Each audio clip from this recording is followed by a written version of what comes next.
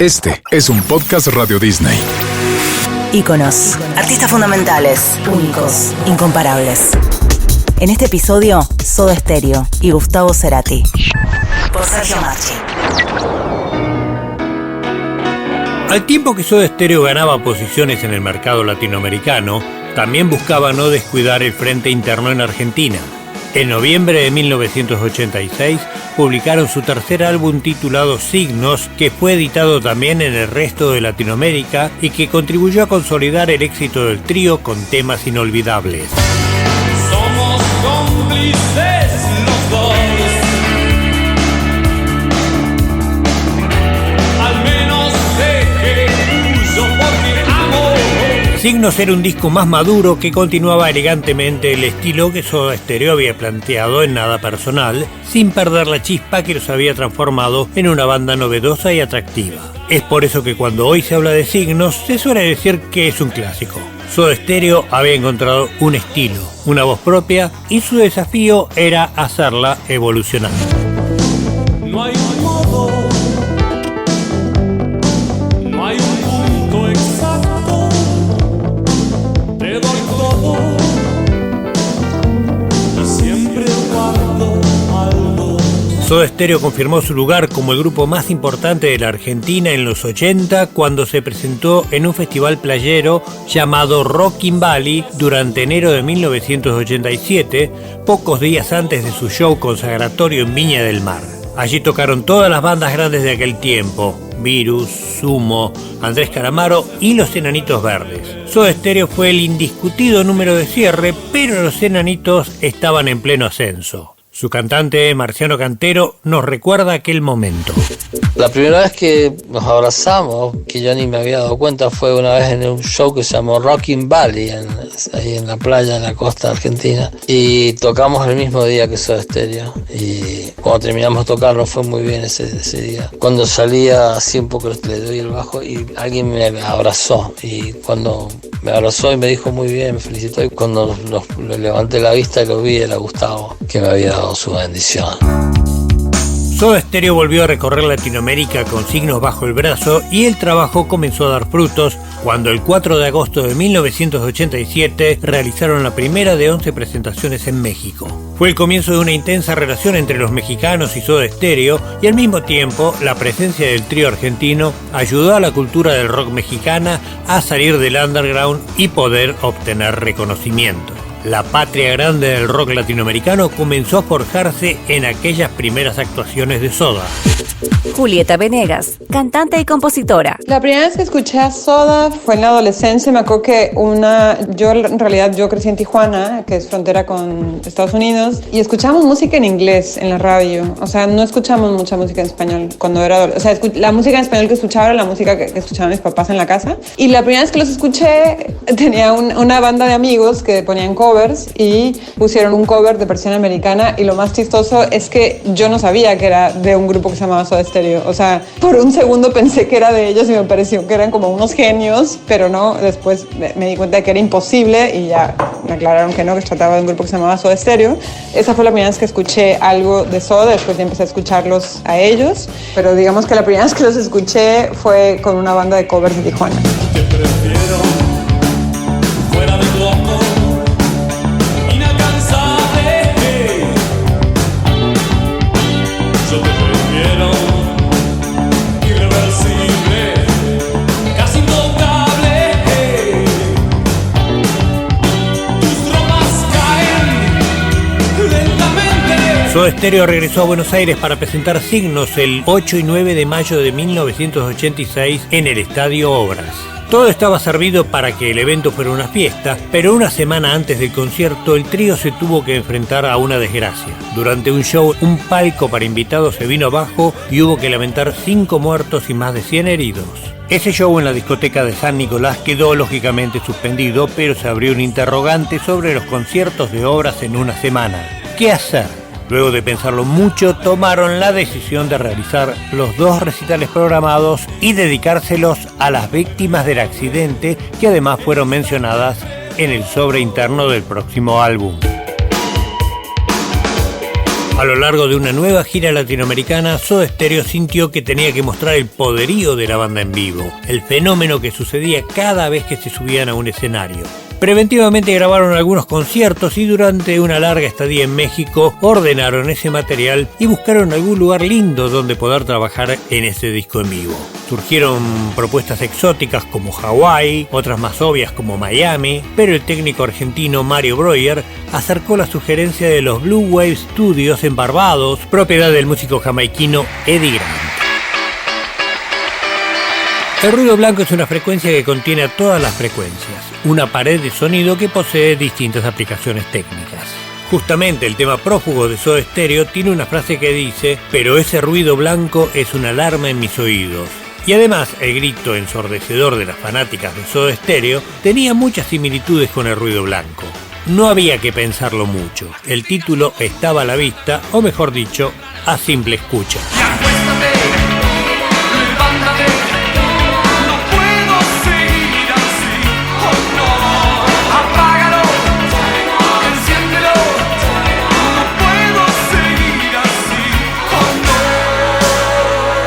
Una de las curiosidades de Ruido Blanco fue la inclusión en coros del legendario grupo soul The Supremes, sin Diana Ross por supuesto, a quienes conocieron en México.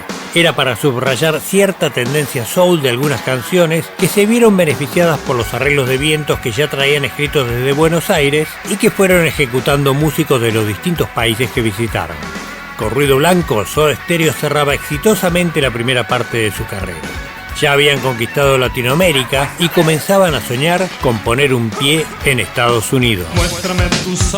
En 1988 Soda Stereo buscó trabajar de una manera diferente y ponerse bajo las órdenes de un productor internacional.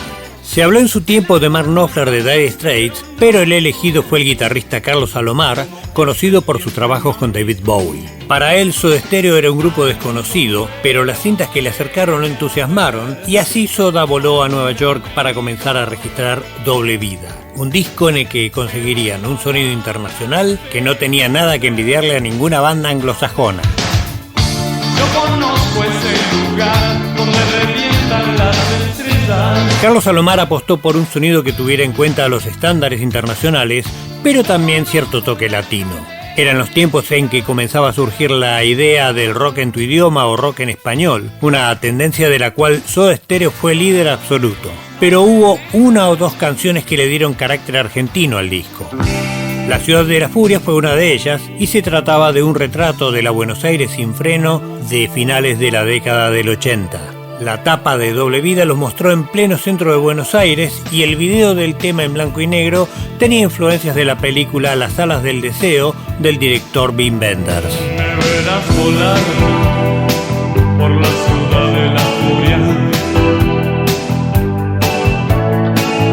donde nadie sabe de mí y yo soy parte de todos. Con la luz del sol se derriten mis alas.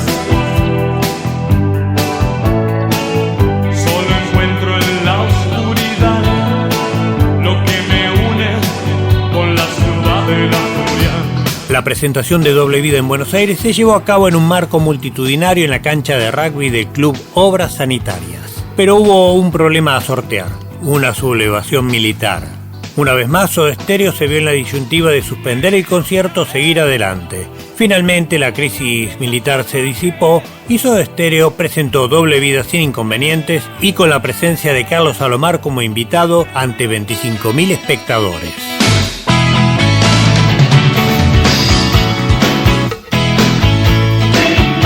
No se habían disipado los efectos de la presentación de Doble Vida cuando se supo que habría una celebración cívica por los 5 años de democracia en Argentina. Este festejo se llevaría a cabo en la avenida 9 de Julio, la más importante de Buenos Aires, y participarían varios grupos de rock. Soda Stereo sería el número de cierre. Pese a que la entrada era gratis, la cantidad de asistentes superó las previsiones más optimistas. 150.000 personas ovacionaron a Soda Stereo, que así alcanzaba un récord. Pero en 1989 habría cambios. Un suave látigo, una premonición, dibujan llagas en las manos. Tras Tras algunas opiniones divergentes, Soda Stereo abandonó la agencia de Alberto Janián, que les había dado proyección internacional. Fue el padre de Gustavo, Juan José Cerati, quien asumió el desafío de llevar adelante una nueva etapa independiente y encarar una nueva gira internacional. Para eso fundarían su propia agencia, Triple Producciones. ¿Podrían ellos mismos conducir sus propios negocios? La respuesta es que sí, pero que también necesitarían algo de ayuda externa. Uno de los cambios que Soda Stereo experimentó en 1989 sucedió en su formación. Tweety González, Andrea Álvarez y El Gonzo se sumaron a la banda de acompañamiento para mejorar el show. Hicieron 30 conciertos en México. Tocaron en Honduras, Guatemala, Costa Rica y Panamá y hasta pudieron debutar en Estados Unidos con 2 shows en The Palace de Los Ángeles. Su última presentación fue en el estadio de Vélez Sarsfield en Buenos Aires durante enero de 1990, en la que compartieron cartel con el grupo británico Tears for Fears. Luego del show de Soda, la mayoría del público abandonó el lugar, un poco por la lluvia torrencial, pero también porque mucha gente fue solamente a ver a Soda. Con semejante éxito, cualquier otro grupo se habría aferrado a la fórmula. En cambio, Soda optó por un salto al vacío. Y cuando salto de cubierta,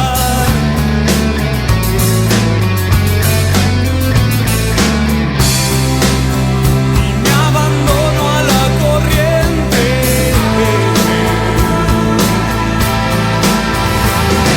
hombre al agua, voces que se agitan, hombre al agua, barco a la deriva. Gustavo Cerati. En general hago como gimnasia musical todos los días, es decir, todos los días estoy haciendo música. Y a veces termino tan tarde haciendo ese tipo de cosas que cuando duermo mis sueños están relacionados con esas melodías, o sea, quedan tan grabadas por tanta insistencia que lo más probable es que me levante a la mañana y previamente un desayuno y me lanzo a seguirlas, ¿no? Sobre todo si tuve algún tipo de sueño en donde una melodía empieza a tener forma. Me ha pasado varias veces eso. Algunas de las cosas que hago me parecen interesantes, otras no, las descarto. Voy cantando algunas melodías y se van formando lo que yo llamo proto-canciones. A lo mejor alguna palabra está por ahí. Y algunas las persigo hasta el final, otras las dejo y tengo como una especie de banco de proto-canciones y en algún momento les empiezo a dar forma.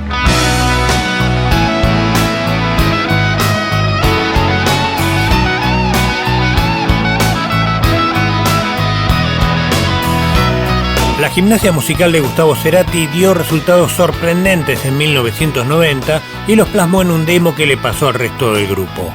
En esa serie de canciones, algunas trabajadas con su amigo Daniel Melero, el sonido de Soda Stereo adquiría una nueva configuración más salvaje y cercana al rock.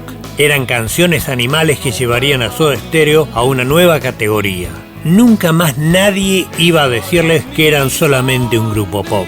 En Canción Animal habría mucho más rock que en cualquiera de los otros discos del grupo.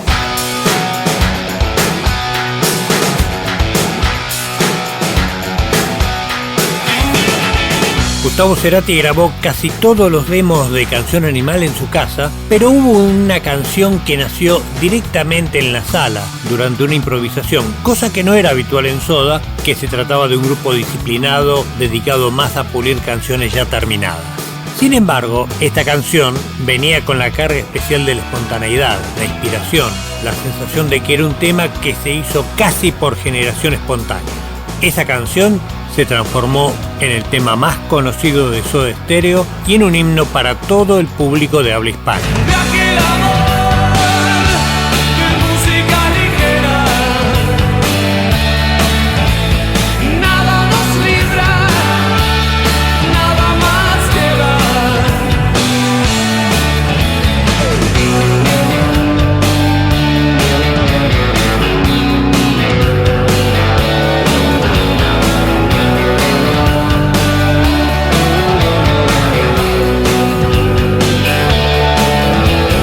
No le enviaré.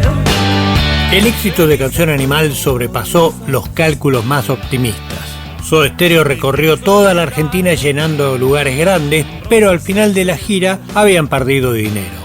Volvieron a llenar el estadio de Vélez, esta vez solos, y se embarcaron en otro tour por Latinoamérica. Una vez de regreso en Buenos Aires, decidieron que querían volver a las comodidades de un teatro y de esa manera iniciaron una serie de 14 conciertos en el Gran Rex de Buenos Aires y aprovecharon para grabar Rex Mix, un álbum con temas en vivo, remezclas y un inédito.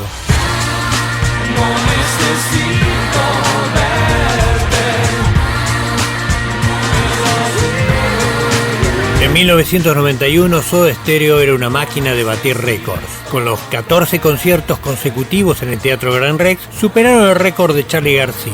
Pero con un nuevo show gratuito en la avenida 9 de Julio, se superaron a sí mismos. Esta vez, 250.000 personas ocuparon 20 cuadras de la ciudad de Buenos Aires y durante 2 horas y media disfrutaron de uno de los mejores y más legendarios conciertos de la historia de Soda Stereo. Adrián Taberna, sonidista de Soda Stereo. Bueno, el show de la 9 de julio fue tal vez uno de los shows más grandes que se realizaron en la Argentina en cuanto a convocatoria de público. La cifra siempre varía entre 250.000, 300.000, 350.000, no sé, y superó toda expectativa. Fue el pico de la carrera de Soda Stereo sin ningún lugar a dudas en cuanto a popularidad y convocatoria, y quedó como un hecho histórico. Y es muy impresionante estar viviendo esa situación porque no te das cuenta en el momento. Nosotros fuimos a hacer un show, como todos, y nos desbordó ampliamente la cantidad de gente. Lo que sentimos era una época que nosotros estábamos mucho más en el exterior que en la Argentina, y fue un mimo muy grande que nos dio el público en ese momento.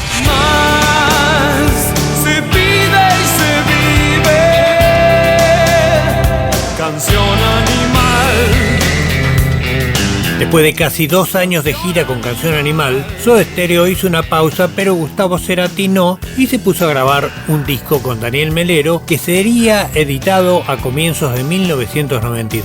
Colores Santos fue un disco exitoso y mágico que reflejaba el espíritu de aventura musical que Gustavo descubrió cuando comenzó a experimentar con samplers y otros instrumentos electrónicos. Hoy que estás espléndida y que todo lo ilumina. En 1992, Soda Stereo enfrentaba el síndrome de una banda que ya había hecho todo lo que se había propuesto. Se habían convertido en el grupo más exitoso de Argentina y también de Latinoamérica. Vendieron toneladas de discos, llenaron toda clase de estadios y se transformaron en una referencia para los grupos de rock de habla hispana. Tenían su propia productora y también su propio estudio, Supersónico. Es allí donde iniciarían un proceso de renovación sonora y estética que les devolvería el oxígeno perdido en ese lugar donde revientan las estrellas.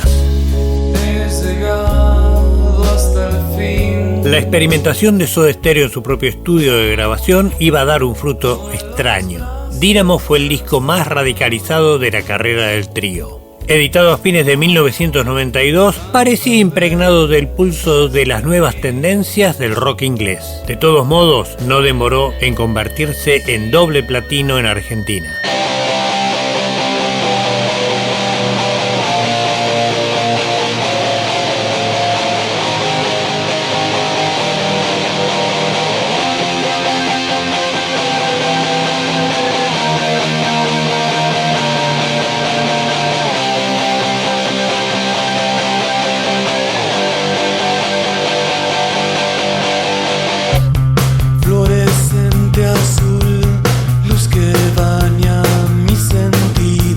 Al poco tiempo de la edición de Dínamo, Soda Stereo decidió volver al Estadio de Obras para presentarlo. Y tuvieron un muy buen gesto al contratar grupos emergentes del rock argentino como Babasónicos, Juana la Loca, Martes Menta y Tía Newton para que tocaran como bandas soportes y pudieran tener una experiencia frente a un gran público.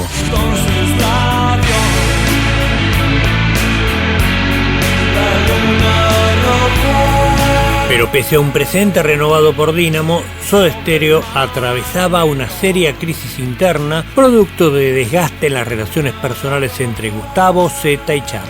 También había un pronunciado cansancio de los tres frente a las giras. Gustavo Cerati ya había conocido a Cecilia Amenábar y no veía la hora de viajar a Chile para estar con ella. Apenas terminó el primer tramo de la gira, Gustavo dijo que no quería más Soda por el momento y se tomó un avión a Santiago de Chile. Pronto contraería enlace con la modelo chilena e iniciaría un periodo nuevo en su vida, el de formar una familia. Cuando me hundo en el mar, cuando me hundo en la fertilidad. Hacia fines de 1993 nacería Benito, el primer hijo de Gustavo y Cecilia, a quien le seguiría Lisa un par de años más tarde. Gustavo parecía muy feliz en Santiago de Chile y durante su estadía compuso y grabó su primer disco como solista, Amor Amarillo, inspirado por el proceso de embarazo y posterior paternidad. Si te llevo, es para que me lleves, oh, oh. Gustavo Cerati parecía haber encontrado la paz que buscaba al concretar su sueño de crear una familia. Pero su residencia en Chile dejaba en la incertidumbre a su otra familia, Soda Stereo. El trío estaba pendiendo de un hilo y parecía que se iba a cortar. Soda Stereo había quedado en una situación delicada, por no decir una zona de promesas.